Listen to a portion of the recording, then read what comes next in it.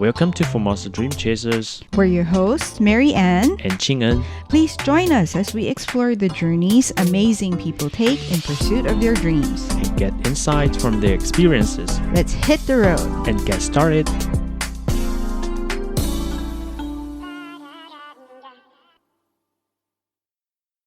Hello and welcome to Formosa Dream Chasers. Continuing our discussions on world press freedom, we are glad to have on the show Mr. Jonah Khu. Jonah is a freelance video journalist who has collaborated with news organizations like the BBC and AFP, and later co-founded the Taiwan Media Workers Alliance, or TMWA, an organization that helps connect local and international media workers.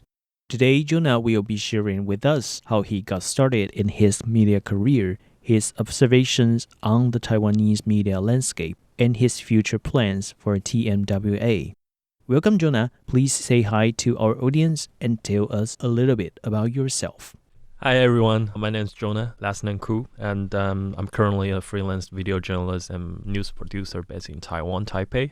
I work for different media outlets from time to time, especially international media or Western media. That's pretty much it. Could you tell us a little bit more about your background? Like, how did you get started? Where in Taiwan were you from? And what sparked your interest in doing journalism, basically? Yes, so first of all, in Taiwan, I think there's not so many international media workers before the cross-strait tensions became kind of more intense in the recent years, and especially after the 2018-19 the Hong Kong national security law incident happened.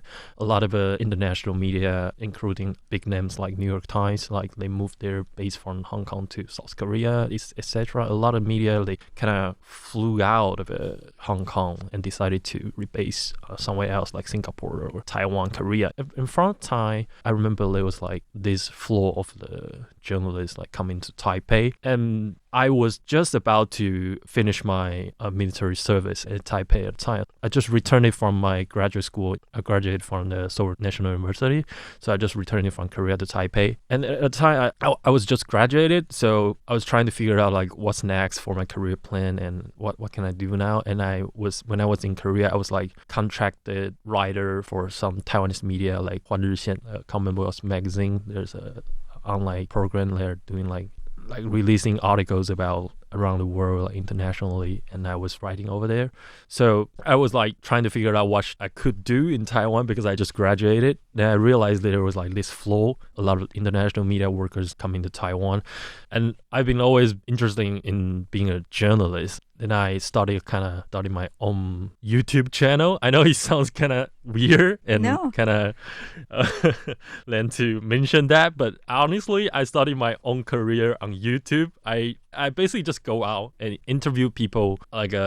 Whenever something happened, I go to interview those people who speak English. And I remember there's this video journalist from AP, Associated Press. He found me on the internet, and he figured oh, you gotta interview quite fast. Then why don't you come try to be part of a video journalist community in Taiwan? And that's how I get started. And that's the time when I realized there was very, very few numbers of Taiwanese people, actual born and raised in Taiwan, working for the international media in Taiwan. So I was thinking it could be a quite good opportunity for me to be a journalist. So that's the time when I started working as a journalist here. You mentioned you graduated from university in Seoul. Yeah. What did you take up? I was just studying the Korean studies. It's about studying Korean politics and history. And then at the time, I write about Korea stuffs back to Taiwan for Taiwanese media. I did wanted to be a journalist, maybe a Taiwanese journalist working at the Taiwanese media, but it was quite difficult for me at the time. And as a print journalist, it's even more difficult. So when I started my YouTube channel, I was kind of just trying to get the news firsthand. And kind of just interview anyone I could. I just doing whatever I could. So slowly, I realized oh, this is what actually some international media, they need these kind of clips. Mm-hmm. They need this kind of footage. They need someone to find the right interviewees when something happened in Taiwan right away. Mm-hmm. Then maybe some people figure, oh, you're good at it. So they just came over to me, ask how I got my contact. So this is actually basically just what a fixer or maybe I'll call it a producer, which is a more formal name. doing. So like whenever an international like a journalist come into another country for covering news or something, they will need a fixer to help them finding the right interviewees, to figure out the logistics, and to maybe sometimes they have to help the journalist to film. So I think I was doing exactly the same thing, and maybe a little bit like closer to what the international media needed. So it was just an accident. It's not like I can go to a journalism school and get a like international media job and right away I come back to Taiwan to work for international media. It's not like that. So I took a very, very weird route to be here finally. So that's how I started to know more about the Taiwanese international media working environment. You've mentioned part of your experience working with the Taiwanese media and also your experience with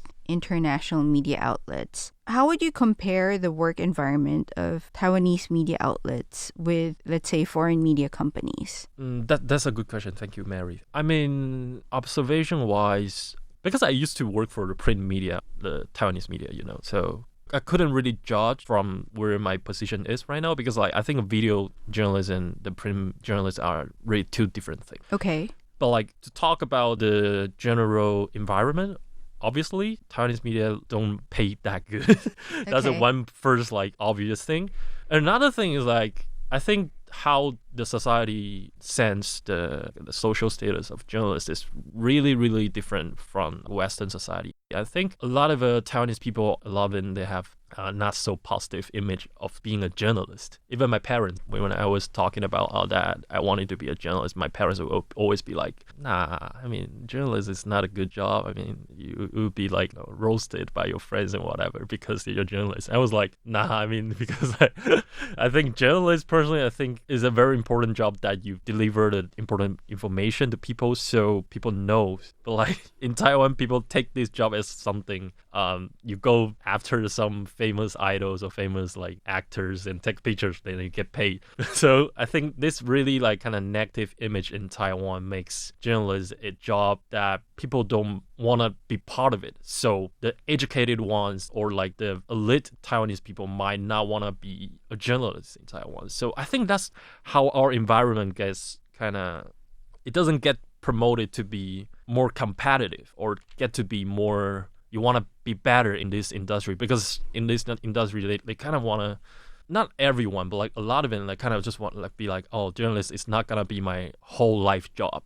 A lot of people in this industry in Taiwanese media, I feel like they are just like, oh, I want to be in this position, but like someday I want to go do something else. But honestly, for me myself, I want to return to Taiwan and be a Taiwanese journalist one day for sure. But like, environment wise, the salary is the first thing. And then another thing is like, how do I want to, I was just thinking if I could like report or like find and cover, like do the stories that I wanted to do as much as I could do now as a freelance video journalist, because I can pitch whatever story to whichever media outlets I know now to tell them that I want to cover this story. But if I work for an in-house like Taiwanese media, I probably couldn't do that. And in a lot of time, people don't really respect this job. So it's really hard for like people at my age to say like, oh, I wanted to work as a Taiwanese journalist and, take this as my whole life job. But like still, I think as a Taiwanese, you still want to kind of improve your own country's media environment. So like maybe someone like younger than I am,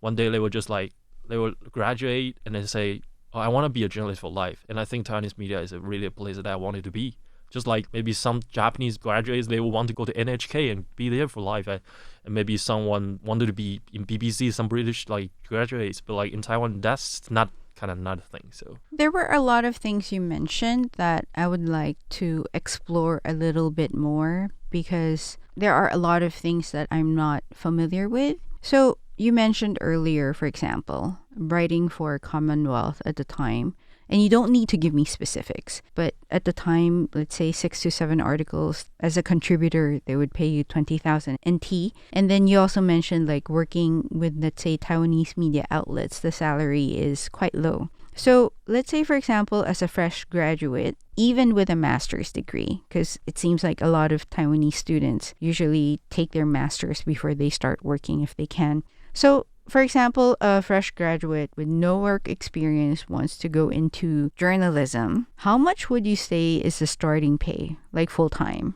I mean, Taiwan, like international. Compare maybe both. Let's say in Taiwan, for a Taiwanese media outlet versus an international media outlet.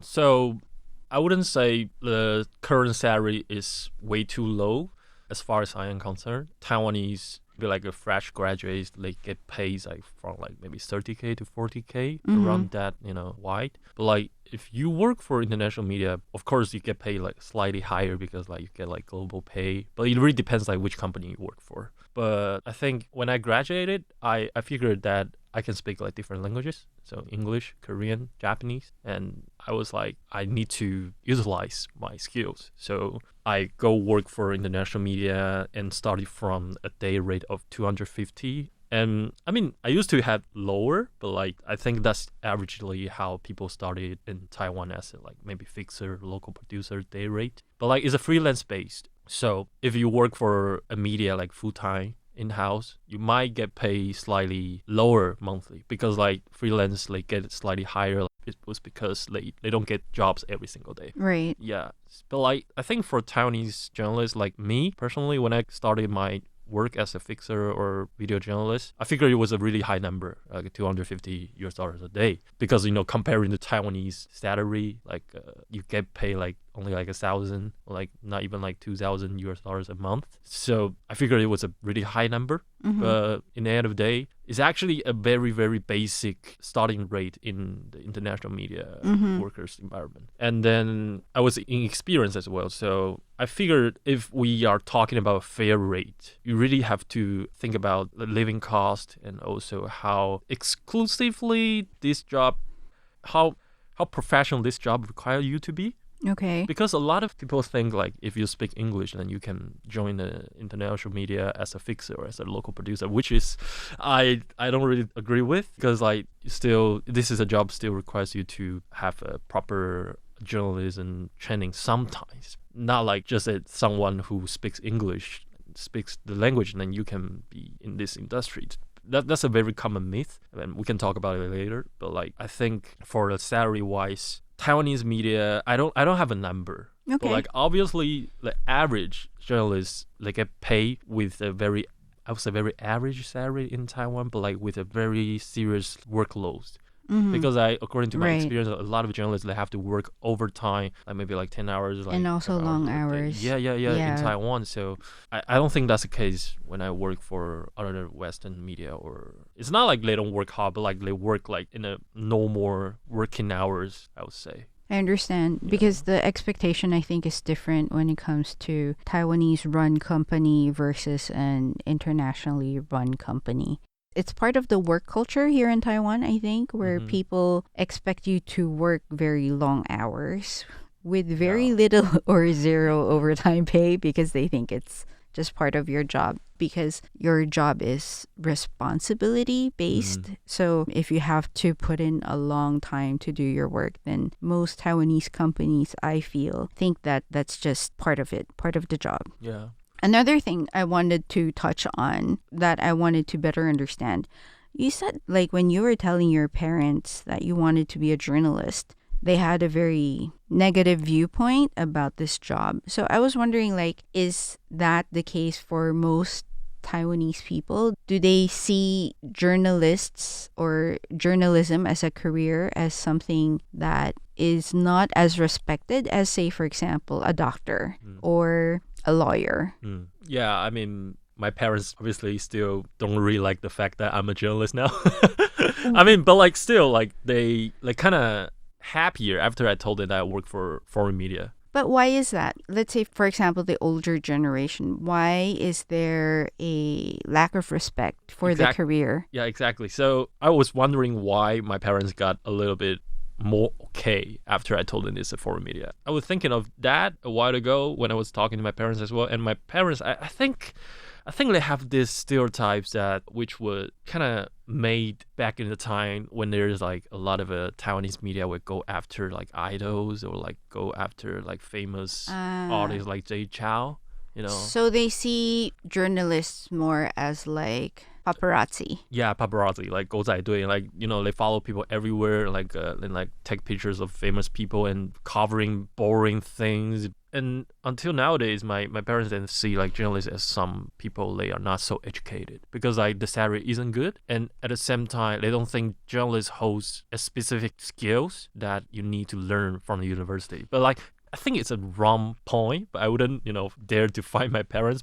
In the older generation of Taiwanese people, they would say something like, oh, you go to semiconductor company working there, so that required you to know some coding. And if you be a lawyer, that requires you to know about law. If you go to be a doctor, that requires you to know about medicine. My parents think those kind of skills are the skills because they're like kind of more exclusive. But like, Right. in my opinion, journalism, being a journalist, maybe everyone can be a journalist, but not everyone can be a good journalist. Mhm. It's two different things. A lot of people would argue like, oh, I got a pen, I can speak English, I can write in Chinese, so I can be a Taiwanese journalist.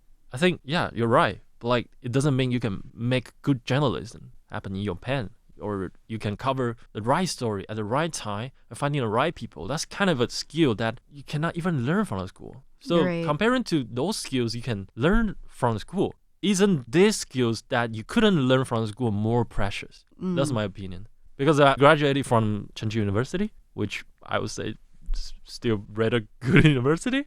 People hold that kind of a stereotype in my school even it's a good school. Like people still be like, they are studying in the best journalism school in Taiwan, basically. They still look down on their own professions because they will be so self-abased, I think like, oh, I think everyone else can do my job. You mean even now? Even Even I don't know now, but like when I was in school, okay. I think people will be like, I mean, for sure there was like some passionate people, but like a lot of it, like fresh graduates, they would be like, I happen to be in this school just because like my score, you know, he got a grade, so like he just like came to this school. But most of the people, they don't. I think a lot of people look down on like 文组, like the literature, you know, part of it. Huh, that's interesting. Yeah, so- Oh, well, thank you for sharing your insight.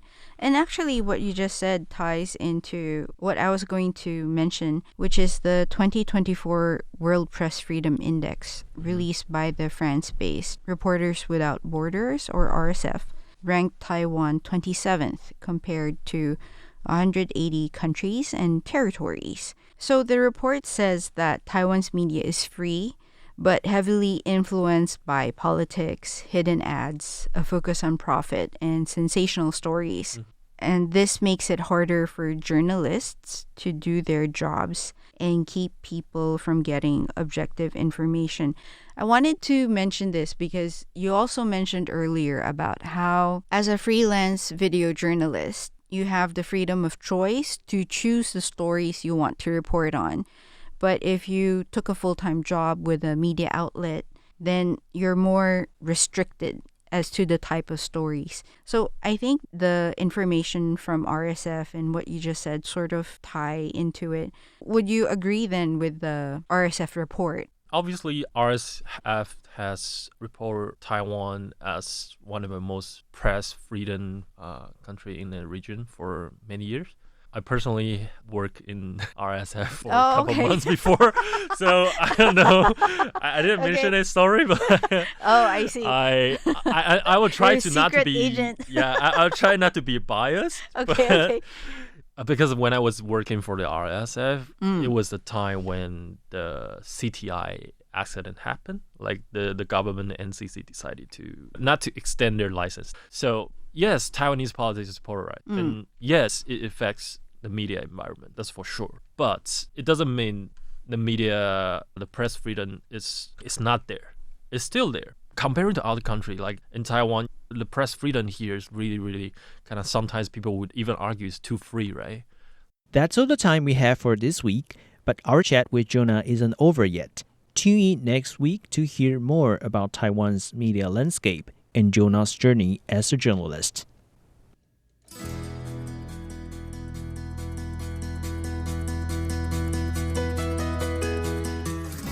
This is Ching and Cho. And Mary Ann Shoko. See you guys next week. Bye.